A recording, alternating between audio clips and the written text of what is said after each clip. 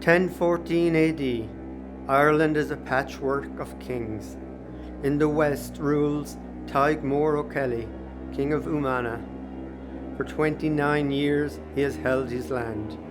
Tadhg Mór is allied to the new High King, Brian Boru.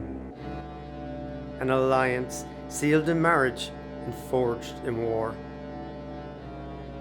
But the work is not finished. The kingdoms of Leinster and Dublin have revolted.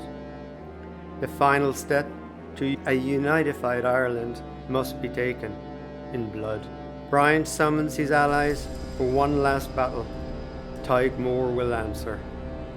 He will bring his sons, Murcha and Conor, to fight at his side. On the eve of battle, Malachy, the former High King and old rival to Brian Boru, offers Tadhg riches and honours to stay his men, to stand aside as he plans to when the battle begins. But Tadhg Mór refuses. His men are the wild men of Connacht. They will not break their word.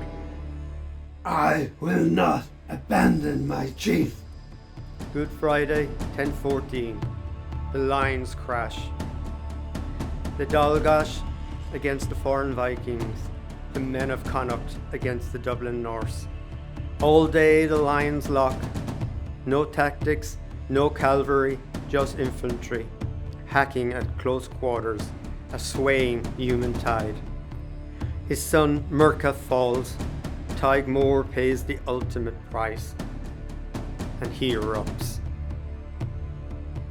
Brodir the Viking finds Brian's tent and murders the High King.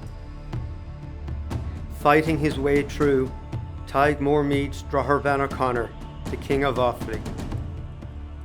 They fight and fall as one. As sunset falls, a roar is heard. The Anku, the mythical beast, rises from the sea to protect the fallen body of Tadhg Mór. His king's men retrieve him, and his son Conor lays him to rest at Clontarf, the ancient burial place of his people.